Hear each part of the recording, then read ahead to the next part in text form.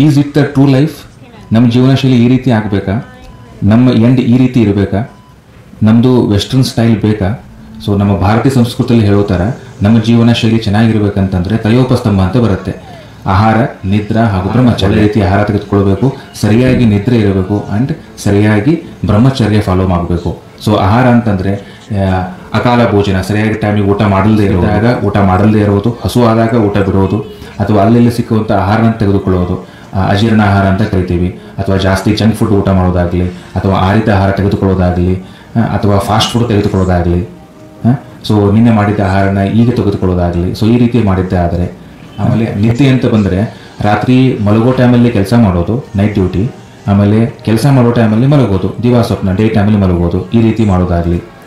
And ಬ್ರಹ್ಮಚರ್ಯ ಅಂತ ಬಂದಾಗ ಮದುವೆ ಆಗಲ್ದೇ ಇರೋದು, ಬಹಳ ವರ್ಷ ಆದಮೇಲೆ ಮದುವೆ ಆಗೋದು.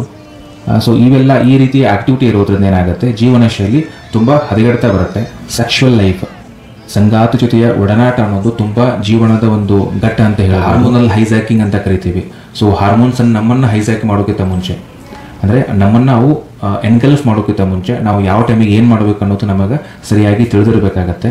ಸೊ ಬ್ರಹ್ಮಚರ್ಯ, ಕೌಟುಂಬಿಕ ಬ್ರಹ್ಮಚರ್ಯ, ಸೊ ಇವೆಲ್ಲನೂ ನಮ್ಮ ಆದಿ ಜನರು ನಮ್ಮ ವೇದ ಕಾಲದಲ್ಲಿ ಯಾವ ರೀತಿ ಹೇಳಿದ್ದಾರೆ, ಆಹಾರ, ನಿದ್ರೆ ಹಾಗೂ ಬ್ರಹ್ಮಚರ್ಯ ಇವನನ್ನು ಸರಿಯಾಗಿ ಫಾಲೋ ಮಾಡಿದ್ದೇ ಆದರೆ ನಮ್ಮ ಜೀವನ ತುಂಬ ಸುಖಕರವಾಗಿರುತ್ತೆ. ಹಾಗೂ ನಮ್ಮ ಜೀವನದ ಎಂಡ್ ಅಂತ ಏನು ಕರಿತೀವಲ್ಲ, ಸಮಾಪ್ತಿ, ಅದು ಯಾವಾಗಲೂ ಹ್ಯಾಪಿಯಿಂದ ಇರಬೇಕು. ಸೊ ಈಗ ನೀವು ನೋಡಿದ ವಿಡಿಯೋ ಥರ ಎಂಡ್ ಆಗಬಾರ್ದು. ಸರ್ವೇ ಜನ ಸುಖಿನೋ ಭವಂತು.